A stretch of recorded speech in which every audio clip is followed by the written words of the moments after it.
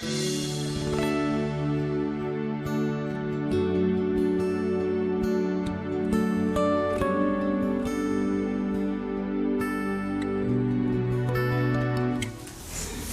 에스겔의 말씀을 우리가 지난 토요일 새벽 기도 때 시작을 했습니다. 본문 에스겔 3장의 말씀을 보면서 말씀을 설교하고 말씀을 가르치는 저는 다른 때보다도 더 오늘 이 본문의 말씀을 준비하면서 제가 두렵고 떨리는 마음으로 말씀을 보았습니다. 지난 8월 초에 비무장지대에서 북쪽에서 이 목함지뢰를 설치해서 이렇게 비무장지대에 확인하러 갔던 우리 대한민국의 군인이 발목이 잘리는 그런 사건, 부상 사건이 있었습니다.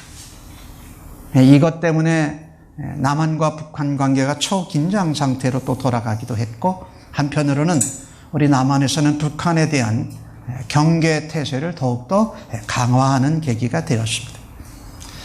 저도 한 30년이 안 되는 그 기간 전에 군 생활을 했습니다. 그래서 군 생활을 할 때 군인들은 늘 보초를 서게 됩니다. 저는 최전방 GP에서 근무는 안 했지만 전방인 경기도 현리에서 근무를 했었습니다. 근데 이 보초는요, 부대가 있는 그 지역에 각종 위험이죠.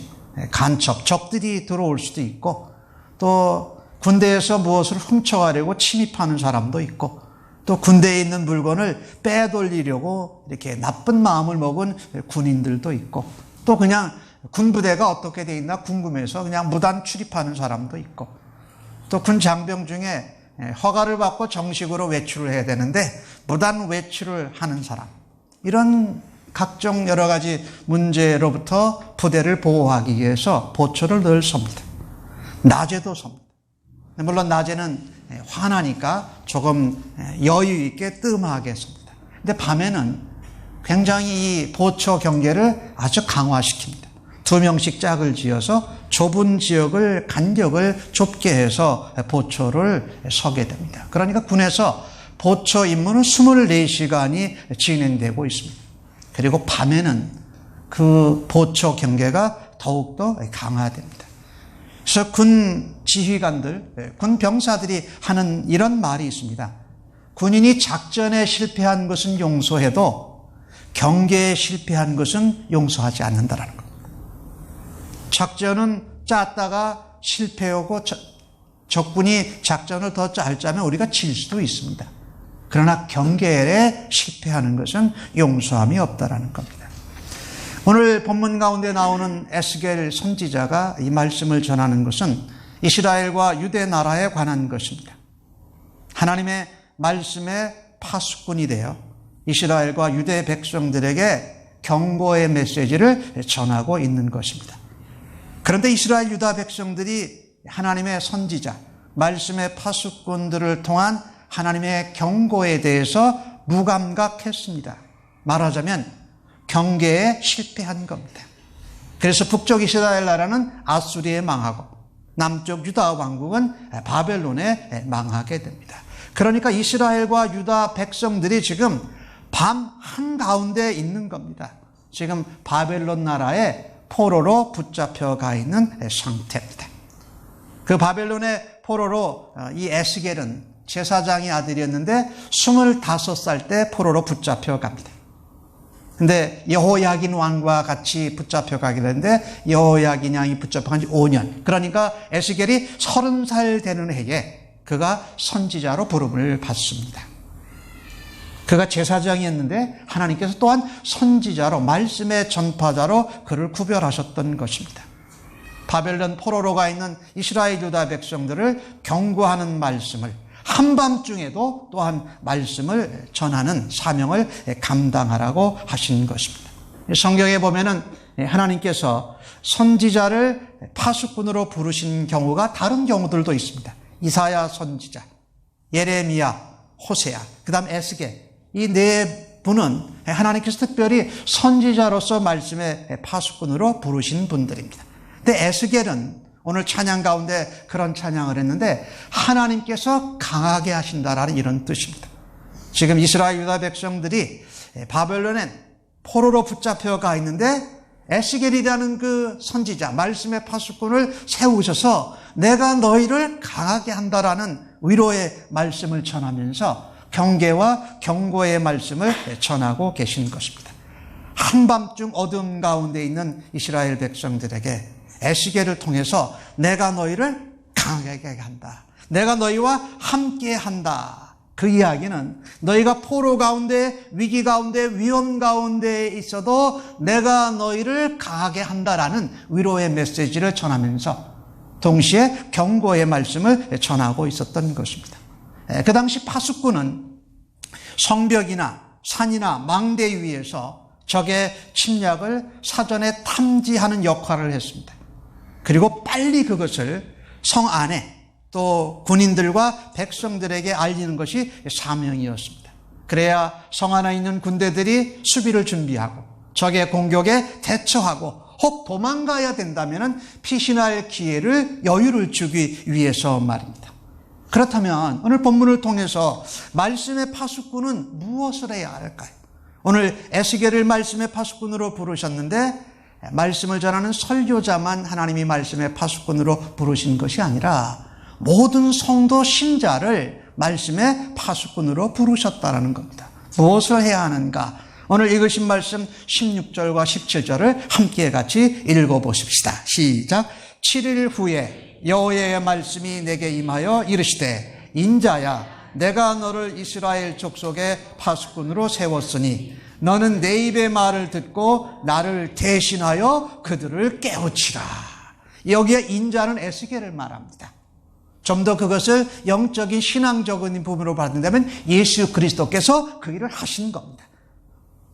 죄악 가운데, 고난 가운데, 위험 가운데 우리를 강하게 하시고 우리를 함께 하시는 분이 예수님이다.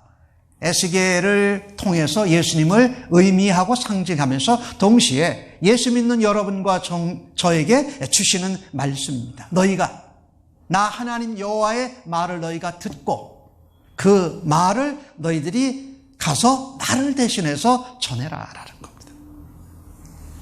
그래서 말씀의 파수꾼은 특별히 무엇을 해야 되느냐? 오늘 주신 말씀 가운데 보니까 특별히 말씀을 전하는데 그들을 깨우치라는 겁니다.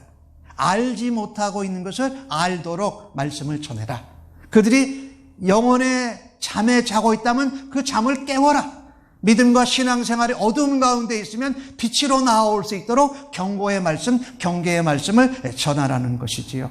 그래서 말씀의 파수꾼이 가장 먼저 해야 될 것 중에 하나는 하나님의 말씀으로 잠든 자를 깨워서 회개하도록 해야 됩니다. 하나님의 말씀으로 잠든 자, 믿음의 잠, 영혼의 잠, 죄악의 잠 가운데 있는 사람들, 오늘 말하면 이스라엘과 유대 백성들입니다. 하나님이 선지자를 보내고 말씀을 보내서 너희들이 망한다, 하나님을 떠나서는 안 된다라고 하는데 거짓 선지자의 말씀을 따라갔습니다.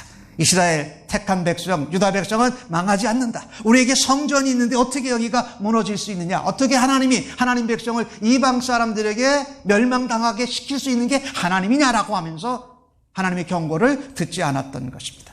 그래서 그들이 지금 바벨론의 포로로 붙잡혀 가 있습니다. 그런데 그 어두운 가운데 하나님은 하나님의 말씀으로 너희들이 그것 무시하고 지나갔던 것 회개하고 내가 너희를 강하게 할 테니 다시 말씀으로 돌아와라. 하나님과의 약속 언약 관계로 돌아와라고 에스겔을 통해서 전하고 있습니다. 그걸 회개해라. 백성들이 이 회개의 말씀 듣든지 듣지 않든지 말씀의 파수꾼은 말씀의 나팔을 불어야 하는 것이 그의 책임을 완수하는 것입니다. 말씀을 전했는데 수용하지 않으면 본인의 책임입니다. 오늘 읽으신 말씀 18절과 20절에 그렇게 나왔죠. 악인에게 내가 죽으리라라고 말을 전하라면 말씀의 파수꾼은 가서 전해야 됩니다. 듣던 안 듣던. 그런데 그가 받아들이면 그가 살 거고 그가 받아들이지 않아서 죽게 돼도 말씀의 파수꾼에게 죗값을 묻지 않으시겠다. 그러나 전해야 되는 너의 책임은 완수하라는 겁니다. 악인에게도 그렇지만 의인에게도 똑같습니다. 의인은 하나님을 믿고 예수를 알고 의인에게로 들어섰지만 악한 죄악의 유혹에 휩쓸려서 악행을 행할 수 있는 가능성이 의인들에게도 있다는 거죠. 그래서 그 길에서 떠나라. 그를 들어가면 안 된다. 나와라라고 전해야 된다라는 말씀이죠. 그런데 이것을 말씀의 파수꾼이 전하지 않아서 그 악인이나 죄로 빨려 들어간 넘어간 의인이 죽게 되면 파수꾼에게 책임을 묻겠다. 경고의 말씀, 경계의 말씀 전하지 않은 핏값을 내 손에서 찾겠다라고 오늘 말씀합니다. 그래서 저 여러분과 저는요, 이 땅에서 예수 믿고 하나님의 말씀으로 구원받은 성도로 신자로 이 땅에 사망 가운데 잠들어 있는 사람, 이 땅에서 신앙생활하다가 믿음의 으로 살지 못하가 넘어지고 죄악에 빠진 사람들을 건져내고 경계하고 그들이 회개할 수 있도록 하나님의 말씀으로 그들을 깨우는 일을 감당해야 합니다. 바울 사도는 디모데 4장 2절 가운데 디모데에게 이렇게 말합니다. 너는 말씀을 전파하라. 때를 얻든지 못 얻든지 항상 힘쓰라. 때를 얻든지 못 얻든지 일반적인 원칙입니다. 기회가 있든 기회가 없든 일반적으로 항상 하나님의 말씀으로 감사의 말씀을 전하든 회개의 말씀을 전하든 경고와 경계의 말씀을 전하든 위로와 격려의 말씀을 전하든 생명의 말씀을 전하든 하나님의 말씀을 때를 얻든지 못 얻든지 항상 하나님 말씀을 전하기를 힘써라. 이게 말씀의 파수꾼이 해야 될 일이라는 겁니다. 바울은 디모데에게 그렇게 말합니다. 말씀을 시도 때도 없이 전하기 위해서 범사에 오래 참으라. 그리고 범사에 가르쳐라. 그리고 경책하고 경계하고 권하라. 그러니까 이 하나님의 말씀으로 감사와 회개를 해서 잠든 사람을 깨우는 일은 여러 가지 종류가 있다는 겁니다. 책망도 하고 경고도 하고 위로도 하고 격려도 하고 생명도 전하고 사랑도 전해야 한다. 자, 그런데 에스겔이 살았던 그 시대 백성들뿐만 아니라 지금 우리도 돌이켜 말씀으로 회개해야만 합니다. 죄인이 회개하기 위해서는 사람의 말이 필요 없습니다. 하나님의 말씀만이 반드시 필요합니다. 성경은 로마서 6장에 모든 사람이 죄인이라고 말합니다. 이 세상에는 죄인밖에 없습니다. 근데 어떤 죄인이 있냐면요, 구원받지 못한 죄인이 있습니다. 아직 하나님도 예수님을 모르는 사람이요. 또 다른 종류의 죄인이 있습니다. 구원받은 죄인이 있습니다. 여러분과 저 말입니다. 예수 믿는 우리는 구원받지 못한 죄인이 아니라 구원받은 죄인입니다. 성경은 그 표현을 우리를 아주 높여주셔서 의인이라 칭해 주셨다라고 말합니다. 세상에 있는 모든 사람은 죄인인데 구원받은 죄인과 구원받지 못한 죄인과 구원받은 죄인 두 종류, 한 종류로는 전부 다 죄인이다. 그래서 오늘 말씀을 전하는데도 악인에게도 전하지만 누구에게도 전하니까 의인에게도 말씀을 전한다라는 말씀입니다. 구원받은 죄인들은 이런 거를 자주 범합니다. 스스로 내가 주인인 줄 알고 삽니다. 내게 맡겨주신 재물과 권세와 힘과 재능과 권력이 내 것인 줄 알고 내가 주인인 줄 알고 사는 때가 있지 않아요. 그래서 하나님이 주인이신데, 하나님이 창조주이신데, 하나님이 주권자이신데 내가 주인 노릇하던 것을 내려놓기가 참으로 어렵습니다. 그뿐만이 아닙니다. 우리가 살다 보면 하나님보다 더 소중하게 여기는 것들이 나타납니다. 성경은 그것을 뭐라 그럽니까? 우상숭배라고 말합니다. 재물이기도 하고요, 명예이기도 하고요, 권세이기도 하고요, 나의 취미이기도 하고요, 그것이 자식과 손자, 손녀들이기도 합니다. 그래서 성경에 보면 하나님께서 아브라함보다 아들 이삭을 드리라고 말씀하지 않습니까? 그러니까 하나님보다 더 사랑하는 우상숭배를 떨어뜨려 내려놓기가 우리 인간의 힘으로는 불가능하다라는 말씀입니다. 자기 스스로 깨달아서 죄악을 버리고 떠나는 경우는 거의 없습니다. 인간의 생각과 방법으로 마음을 돌리는 것이 가능할 것 같지만 되는 것 같다가 안 되는 것을 우리는 많이 경험하지 않습니까? 그것은 무엇으로만 가능하냐면 말씀을 통해서 하나님의 뜻과 사랑을 깨닫게 될 때만 그 제약에서, 그 주인된 자리에서 내려올 수 있다는 말입니다. 그래서 참된 구원은, 그리고 참된 부흥은, 제대로 된 믿음 생활은 말씀에서 비롯됩니다. 말씀에서 비롯된다. 구원을 얻는 것도 말씀의 언약대로 구원을 받고, 구원받은 백성이 구원을 이루어가는 것대로 언약대로 살아가야 구원을 이루어갑니다. 그러다가 예수님 다시 오시는 그때의 구원의 완성에 예수님과 만나게 되는 거죠. 로마서 10장 10절과 17절은 이런 말씀을 우리에게 전합니다. 사람이 마음으로 믿어 의에 이르고 입으로 시인하여 구원에 이르느니라. 그런즉 믿음은 들음에서 나며 들음은 그리스도의 말씀으로 말미암았느니라. 사망에서 생명으로 구원받는 것도 말씀으로 되고, 말씀으로 구원받고 믿음으로 살아가는 것도 말씀으로 살아가야 된다는 말씀입니다. 그래서 오늘 주신 말씀을 통해서 하나님은 에스겔처럼 우리 모두를, 성도를 말씀의 파수꾼으로 부르시고 세우셨다라는 말입니다. 바울 사도는 고린도 후서 가운데 그 말씀을 이렇게 기록을 합니다. 그리스도 안에서 세상을 자기와 화목해 하셨다. 우리에게 화목해 하는 직책을 주셨고, 그리스도를 대신하여 화목해 하는 말씀을 우리에게 부탁하셨다라고 기록을 하고 있습니다. 그렇습니다. 여러분과 저는 에스겔이나 설교자나 선지자나 예언자나 이런 사람만이 말씀의 파수꾼이 아니라 예수를 믿은 여러분과 저 모두가 하나님의 말씀의 파수꾼인 줄로 믿고, 그 화목해 하는 말씀을 전하는 일에, 특별히 죄악 가운데서 하나님의 백성으로 변화되는 일을 여러분과 제가 섬기기를 간절히 원합니다. 제가 오늘도 여러분에게 설교 말씀을 전하고 있습니다마는 믿는 사람들에도 이렇게 말씀을 전해야 한다는 거예요. 믿지 않는 자는 구원의 말씀을, 믿는 자는 구원을 이루어가는 그 말씀을 받아야 한다는 겁니다. 대상에 관계없이.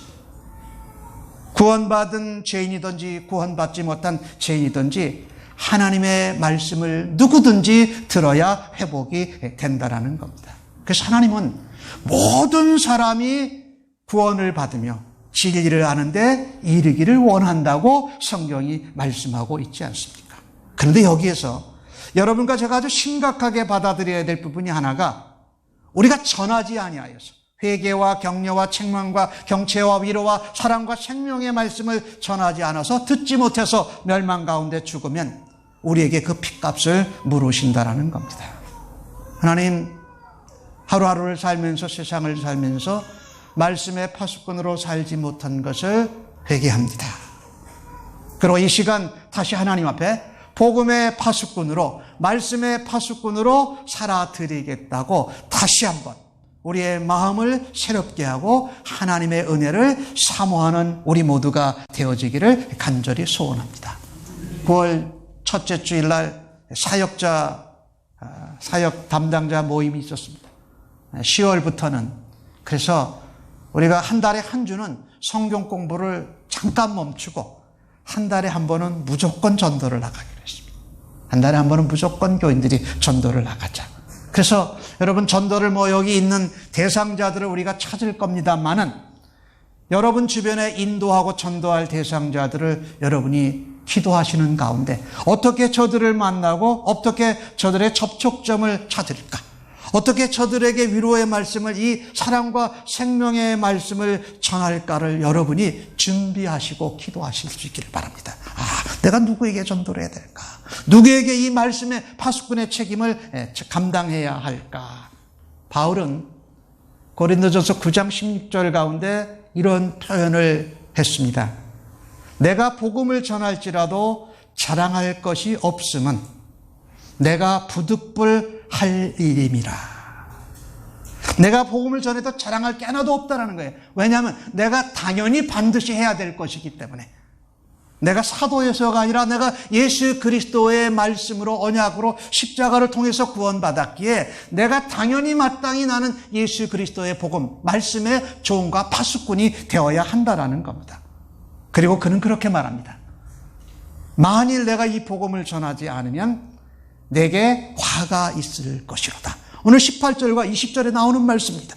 하나님께서 에스겔에게 하신 말씀처럼 말씀의 종들이, 말씀의 파수꾼들이 말씀과 복음을 전하지 않으면 그 책임을 묻겠다라는 겁니다. 아무쪼록 여러분과 제가 신앙생활 하는데 나 하나 신앙생활 지키기도 어려워하는 가운데 있을 수도 있지만 그 어려움이 말씀의 파수꾼으로 복음을 전하는 일로 하나님께서 회복시키시기를 예수님의 이름으로 간절히 축복합니다.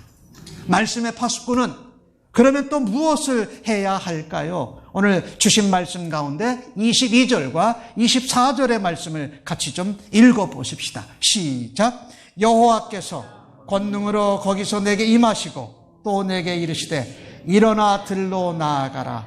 거기서 너와 말하리라 하시기로 내가 일어나 들로 나아가니 여호와의 영광이 거기에 머물렀는데 내가 전에 그 발 강가에서 보던 영광과 같은지라.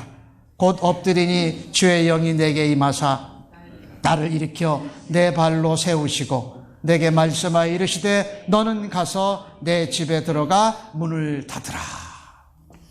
잠든 자를 깨우고 대상에 상관없이 그리고 패역한 무리들 공동체의 위협에도 하나님의 말씀의 파수꾼으로, 말씀의 종으로 생명의 말씀, 사랑의 말씀, 경고의 말씀을 그래도 전하라면, 여러분 한번 생각해 보십시오.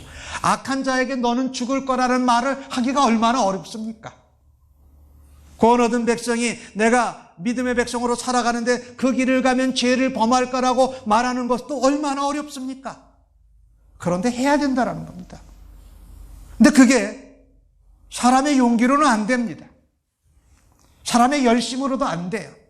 마음의 단단한 결심으로도 안 돼요. 잠깐은 할 수 있지만 지속적으로 할 수 없다는 것을 하나님은 아십니다. 그리고 우리도 그걸 인정해야 됩니다.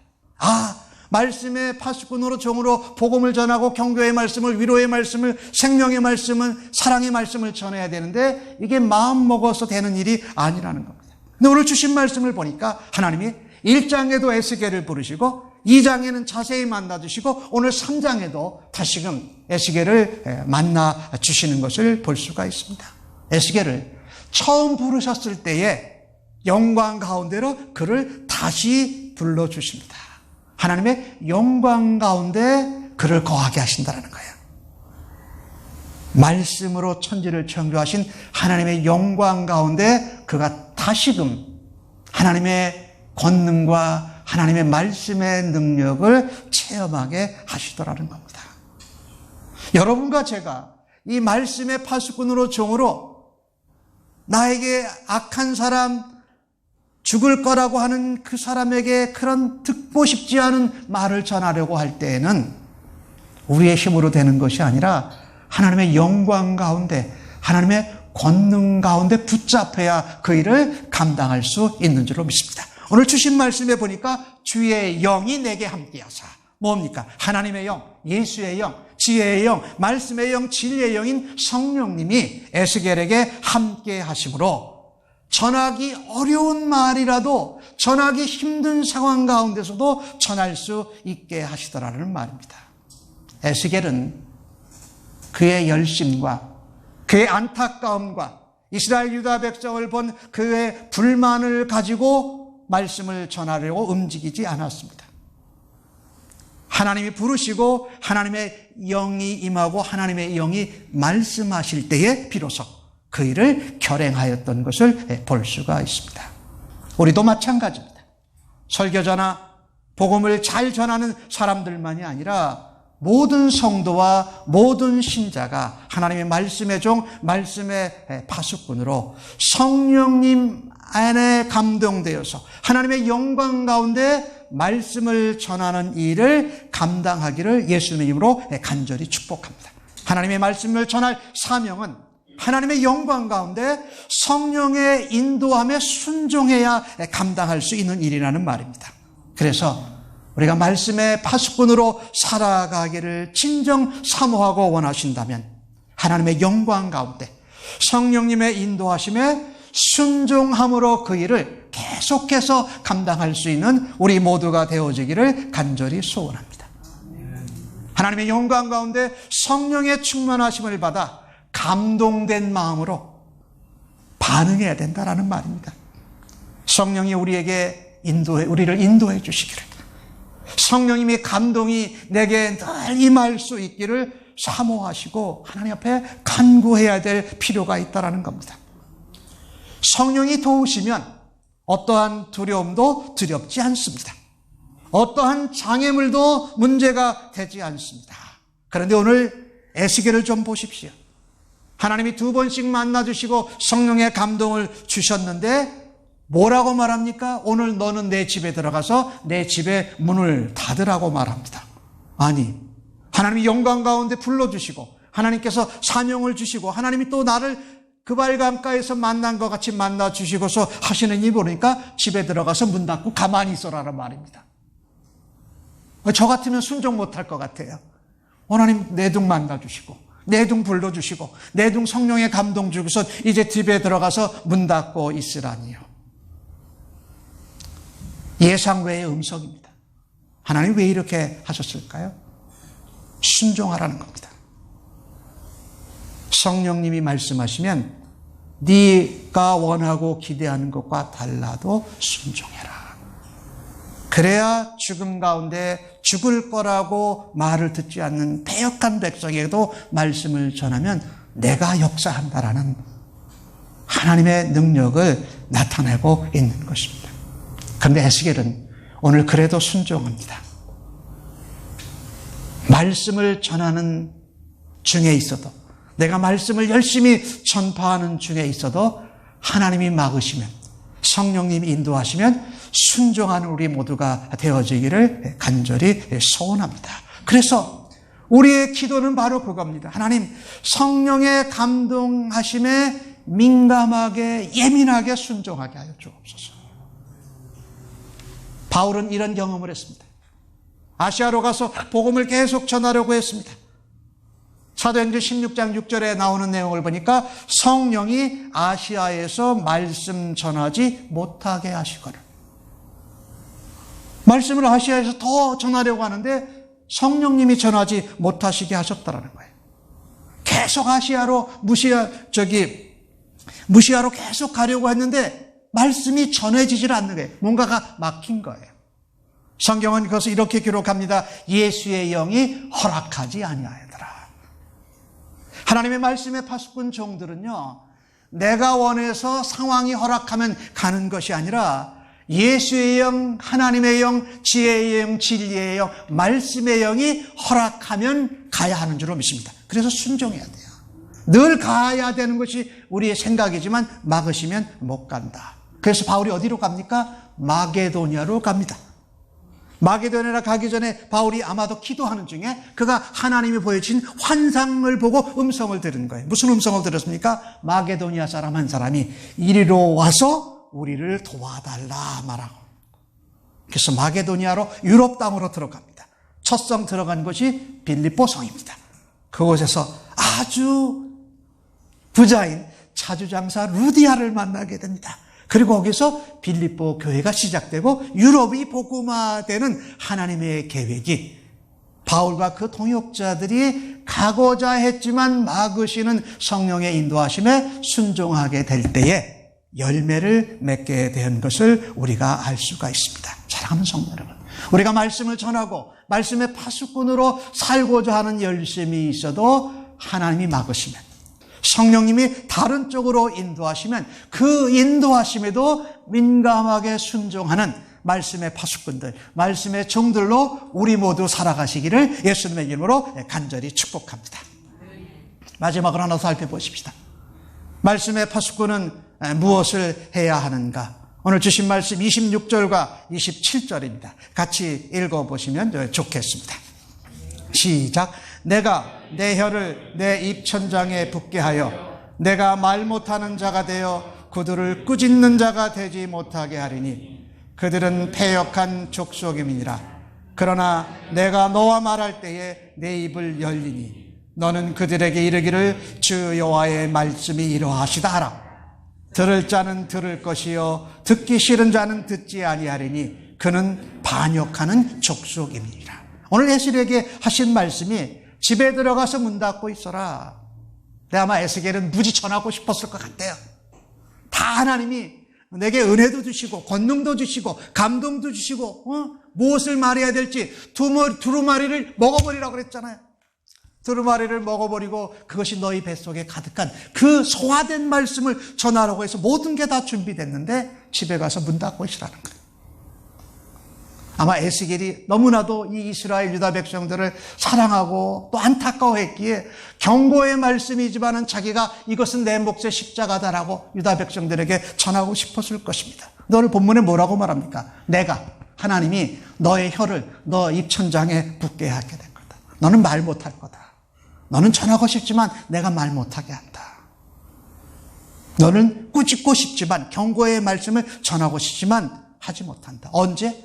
내가 허락할 때에, 내가 너의 입천장에 붙은 혀를 떨어뜨려 줄 때에 그때가 네가 전해야 될 때라고 말씀합니다. 그러면서 뭐라고 그럽니까? 주 여호와의 말씀이 이러하시다라고 전하라는 겁니다. 제가 주 여호와의 말씀이 이러하시다라고 네모를 쳐놨는데 전해야 될 것이 내가 전하고 싶고 내가 전하고 싶은 말을 열심히 전하는 것이 아니라 무엇을 전해야 돼요? 하나님의 말씀만을 전해야 된다는 겁니다. 부르시고 영광 가운데 성령의 감동도 주셔서 여러 번 확인하셨는데 왜 이런 일이 일어나게 하셨을까요? 하나님께서 에스겔에게 말하게 하는 때에 회개와 경고의 말씀을 전하라는 것입니다. 하나님의 말씀을 전하는 열심이 있는 것은 좋습니다. 그러나 아무 때나 아무렇게나 전해서는 안 된다라는 말씀입니다. 그러면서 오늘 26절 27절에 뭐랄까? 주 여호와의 말씀이 이러하다. 무슨 말입니까? 네가 소화하고 네가 먹은 말 묵상한 말을 전하되 하나님 말씀만을 전해라라는 말입니다. 사실 우리가 말씀의 종으로 말씀의 파수꾼으로 살아가면서 하나님이 전하지 말라고 할 때는 말씀을 전하는 일이 중요하지만 멈춰야 됩니다. 하나님이 가지 말라 하면 다른 곳으로 가야 합니다. 그 정도로 하나님의 성령의 인도하심에 민감하고 말씀에 순종해야 된다는 말입니다. 여러분과 저도 그런 민감하게 순종하고 하나님의 때를 따라서 섬기고 말씀을 전할 수 있는 우리 모두가 되어지기를 간절히 소원합니다. 여러분, 전도 대상자가 있고 인도 대상자들이 여러분 주변에 있죠. 그러나 그들에게 사랑을 베풀고 격려를 베풀고 도와주고 하다가 진정 하나님의 말씀만을 전해야 될 때가 있다는 거예요. 복음을 전해야 될 때가 있다는 거예요. 한 대학원생이 대학원에서 같이 공부하는 선배에게 예수 그리스도의 복음을 전하기를 원했습니다. 그래서 그 선배를 위해서 계속 복음을 전하기 위해서 기도하고 있었고 그 선배에게 여러 가지 좋은 일, 또 이렇게 접근하는 일을 했어요. 그러다가 대학원생들이 같은 방에 여러 명 있는데 어느 날 대학원생들이 다 나가고 자기하고 선배 하나만 딱 방에 있게 된 겁니다. 지금 하나님이 이 형에게 복음을 전하라는 시기구나. 그러고 문을 따까닥 잠갔어요. 형 5분만 시간 내줄래요? 그러고선 예수 그리스도의 복음을 전한 겁니다. 선배에게. 5분 만에 그 선배가 복음을 듣고 예수를 믿었어요. 그런데 그 하나님 말씀을 전한 시간은 5분이었지만 더 많은 시간을 기도하고 준비하고 접촉하고 그를 돕고 섬겼던 그 모습에서 하나님 말씀을 딱 전해야 될 시간에 전했다라는 말이죠. 여러분, 하나님 말씀의 파수꾼들은요, 하나님 말씀의 종인 여러분과 저 우리 성도와 신자들은 기회 주실 때에 오직 하나님 말씀만 선포해야 됩니다. 거기에 자꾸 우리는 딴 생각이 들어가요. 왜냐하면 우리의 다른 생각, 딴 말이 들어가면 하나님 말씀이 희석되어져서 하나님 말씀을 듣지 못할 가능성, 위험성이 있다라는 말입니다. 다른 내용을 자꾸 덧붙이고 싶어요. 그렇죠? 제가 얘기할 때 웃으시는 분들은 경험이 있는 거예요. 하나님 생명의 복음을 전하고 싶은데 어떻게 해요? 내 경험, 내 열심, 내 수고, 내 소원, 내 목표 이런 것들을 자꾸 이야기하다 보면 뭐를 잃어버리게 됩니까? 하나님의 말씀을 우리가 희석시키고 잊어버리게 될 때가 참 많아요. 여러분과 저도 모르게요. 그래서 우리가 간증할 때 참 조심해야 돼요. 하나님이 내게 베푸신 은혜를 전할 때에 까딱 잘못하다 보면 어떻게 해요? 내가 그것 때문에 얼마나 열심히 했는데 내 경험이 얼마나 진짜고 이게 대단한지 이런 것들을 전하게 되는 실수를 범하게 됩니다. 그래서 오늘 주신 말씀으로 하나님 말씀의 파수꾼들은 그렇게 말씀을 전해야 된다. 어떤 때는요, 저는 말씀을 전하고 가르치는 설교자의 목사지만은 철학적인 이야기를 많이 하면 교인들이 좋아할 때도 있어요. 도덕적으로 우리가 바르게 살자라고 하면 그것이 또 귀에 잘 들릴 수도 있어요. 그리고 사람 사는 게 다 그렇지 않냐, 인생살이가 그렇지 않냐라고 사람들 사는 얘기를 하다 보면 더 우리에게 호감이 오고 귀는 열어질 수 있어요. 어떨 때는 값싼 감동으로 사람들을 선동하고 싶을 때도 있어요. 말씀을 전하는 저도. 그런데 어떨 때는요, 말씀을 빙자해서 내가 하고 싶은 말을 막 하기도 하고 그런 때가 있거든요. 말씀의 파수꾼들은 이런 게 금지사항이라는 거예요. 내가 하고 싶은 말을 말씀에 슬쩍 끼워 넣지 말고 하나님 말씀만을 전하는 가운데 도움이 되도록 조금 전해야지, 이것을 주객전도해서 전하게 되면 말씀의 파수꾼으로 합당하지 않다. 오직 하나님의 말씀, 생명의 복음, 사랑의 말씀 제약으로부터 구원을 받고 회개하는 일에 집중해서 말씀을 전하는 파수꾼들 되시기를 예수님의 이름으로 간절히 축복합니다. 워너메이커라는 사람은 백화점 왕입니다. 근데 그는 배운 게 별로 없었던 사람입니다. 그런데 세계 백화점 왕이 되었습니다. 신문기자가 인터뷰를 받습니다. 회장님, 지금까지 한 것 중에 가장 최상의 투자는 무엇이었습니까? 워너메이커가 대답을 합니다. 한치의 머뭇거림도 없이 이렇게 대답을 합니다. 저는 일생일대의 최고의 투자를 한 적이 있습니다. 그것은 제가 $2 75센트를 주고 예쁜 가죽 성경 하나를 구입한 겁니다. 그것이 제 인생의 가장 위대한 투자였습니다. 왜냐하면 그 성경이 지금 나를 만들었기 때문입니다. 그랬더니 기자가 묻습니다. 그렇다면 성경만 구입하면 되나요? 이러고 물어본 거예요. 워너메이커가 대답합니다. 그렇지 않습니다. 먼저 이 성경을 기록하신 하나님을 믿고 그 말씀대로 살고 실천해야지요. 하나님을 신뢰하고 기쁘게 믿고 일하다 보니까 어느새 제게 이런 축복을 하나님이 베풀어 주셨습니다. 워너메이커는 $2 75센트에 산 가죽 성경의 값을 지불하기 위해서 아버지의 벽돌 공장에서 1년 반 동안 방과 후에 일을 했던 겁니다. 그러니까 그 $2 75센트가 그 어린 학생에게 방과 후에 일했으니까 4시간만 일했다고 한번 생각해 보자고요. 2년 동안 일했으니까 1년치 월급으로 그 성경을 샀다라는 말이에요. 워너메이커는 백화점 왕이었을 뿐만 아니라 세계 주일학교 연합회 회장이 되었습니다. 그때 이렇게 말합니다. 저는 학교를 오래 다니지 못했습니다. 그래서 성경 교육이, 성경 보는 것이 저의 일생의 전부였습니다. 그래서 주일날 성경 공부하는 시간이 가장 즐거웠습니다.